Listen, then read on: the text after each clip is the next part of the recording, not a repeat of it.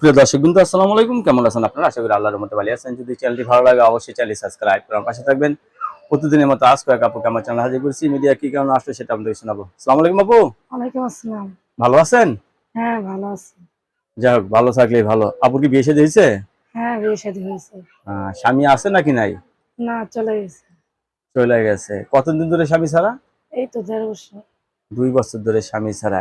এই যে এখন কি সংসার করতে চাচ্ছেন আবার? হ্যাঁ। ছেলে যে বয়সের কোনো সমস্যা হবে নাকি? না, কোনো সমস্যা হবে না। ছেলে মেয়ে আছে? হ্যাঁ, আছে। কয় ছেলে মেয়ে? ১ ছেলে, ২ ছেলে মেয়ে। হ্যাঁ, ২ ছেলে মেয়ে। 2 ছেলে। কি কাজ করেন আপনি?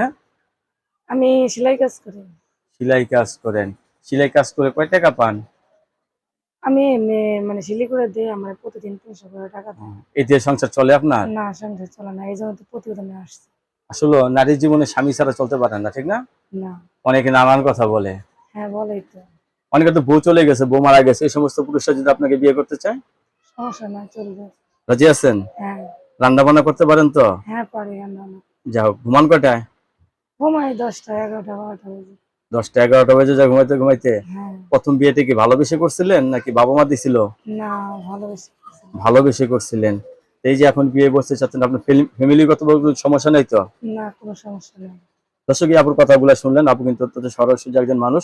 আপুর জীবন সঙ্গী চাচ্ছে, কারণ নারী জীবনে একা চলতে পারে না। এই যে আগের স্বামীর সাথে ডিভোর্স হয়েছে তো, হ্যাঁ, ডিভোর্স। নাকি আবার বিয়ের পর আবার স্বামী এসে হাজির হবে? না, না, কোনো সমস্যা হবে না। সমস্যা মানে ওইদিকে কোনো মানে সম্ভাবনাই নাই। না, কোনো সমস্যা নেই।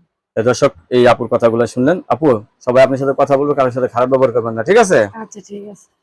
সুপ্রিয় দর্শক বিন্দু, আপনারা আপুর কথাগুলো শুনলেন। যদি চ্যানেলটি ভালো লাগে অবশ্যই চ্যানেলটি সাবস্ক্রাইব করে আমার পাশে থাকবেন। ধন্যবাদ সবাইকে।